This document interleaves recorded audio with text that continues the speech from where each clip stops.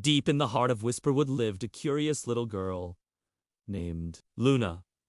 She had eyes as blue as forget-me-nots, and hair as wild as the wind that rustled through the ancient trees. Every day she would skip through the forest, talking to the birds, playing hide-and-seek with the squirrels and making friends with every living creature she met. One sunny afternoon, while chasing a mischievous pixie deeper into the woods than she'd ever been before, Luna stumbled upon a clearing, and in the center stood the most magnificent tree she'd ever seen. Its branches were gnarled and twisted, yet strong and tall, reaching up to the sky like an old man pointing the way to the stars. As she approached, she noticed something peculiar.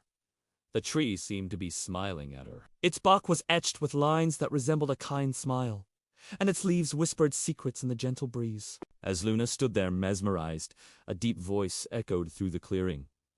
"Well, hello there, child. You seem to have stumbled upon my little corner of the world." Startled but unafraid, Luna looked around but saw no one. Then she noticed a small opening in the trunk of the tree just above her head, and from within it, two sparkling emerald eyes seemed to twinkle with amusement. "Who said that?"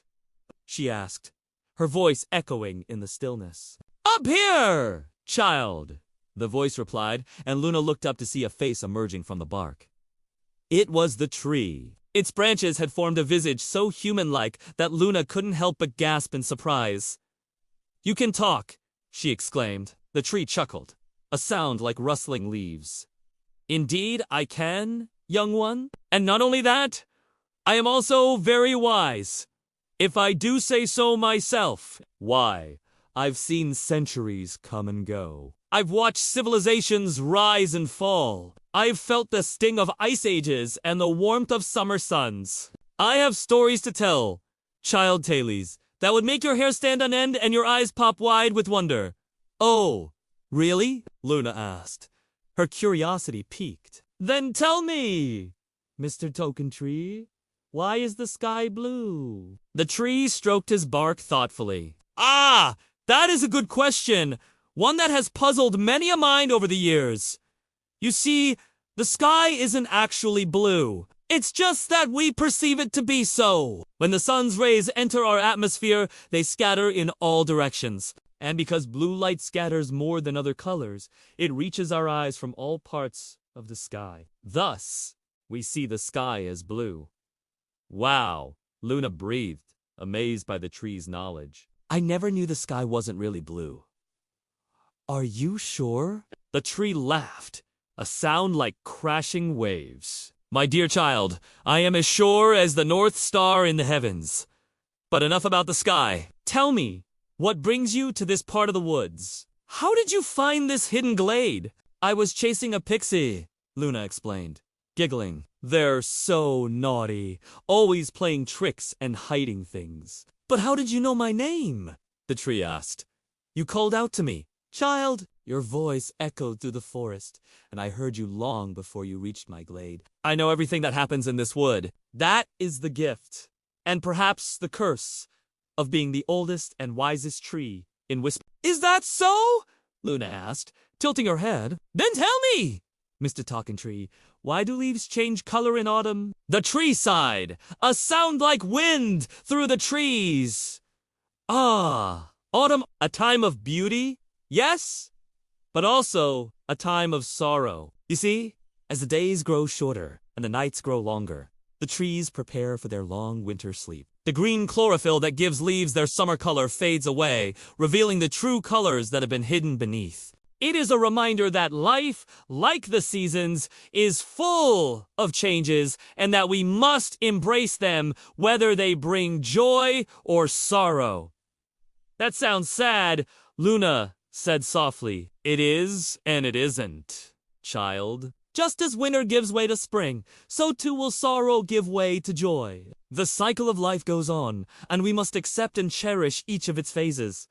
"But why do flowers smell so sweet?" Luna asked, her nose twitching. The tree pondered for a moment. "That, child, is a question that has many answers. Each flower has its own fragrance, just as each person has their own scent. Some flowers smell sweet to attract those who will help them spread their pollen, while others rely on less pleasant odors to keep their pollinators away. It is all a matter of balance and survival. Luna said, thinking. So you're saying that if a flower smells sweet, it doesn't mean it's nice to touch or look at? Not necessarily, child. Beauty, like fragrance, is in the eye of the beholder. What one person finds beautiful, another may not. It is all a matter of perspective. But what's the most important thing in the world? Luna asked, her eyes wide with wonder. The tree was silent for a long moment. That, child, is a question only you can answer. We all have different perspectives, different experiences, and therefore different priorities. What matters most to one may not matter as much to another. It is up to each of us to decide what we value and what we want to protect. So, it is okay to pick flowers and pluck their petals off to see how long it takes for the whole flower to die. The tree shook his branches in disapproval. No, child. Flowers are not ours to destroy. They are a vital part of our ecosystem, providing beauty, food, and even medicine for many creatures, including humans. We should respect and protect them, not harm them. I'm sorry, Luna whispered, ashamed of herself for not understanding. It's all right, child. We all make mistakes. The important thing is to learn from them and try to do better next time. Remember, our actions, no matter how small, have an impact on the world around us. So choose your actions wisely. Just then, the sun began its slow descent, painting the sky in hues of orange and purple. It's getting late, Luna said, a little frightened. Will I ever find my way back home? Do not worry, child, the tree said, his voice calming her fears. Follow the path of the setting sun, and you will find your way back to where you belong. And remember, the stars will always guide you home. As Luna turned to leave, the tree called out to her. Wait, child.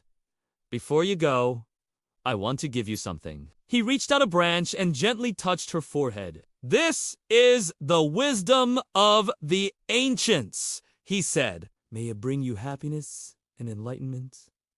Then he fell silent. Confused, Luna looked down at her hands. Suddenly, she felt a surge of energy coursing through her veins. It was as if the tree had planted a seed in her mind, a seed that would grow into wisdom with time. Over the years, she remembered the lessons she learned that day, cherishing the moments she spent with the wise old tree. She grew up to become a protector of the environment, using her knowledge and passion to make the world a better place. And whenever she saw a tree, she knew that it was more than just a plant. It was a living, breathing being with its own thoughts and feelings. And she treated all trees with the respect and reverence they deserved. And so, thanks to the kindness of a wise old tree, the world was a better place for having known Luna.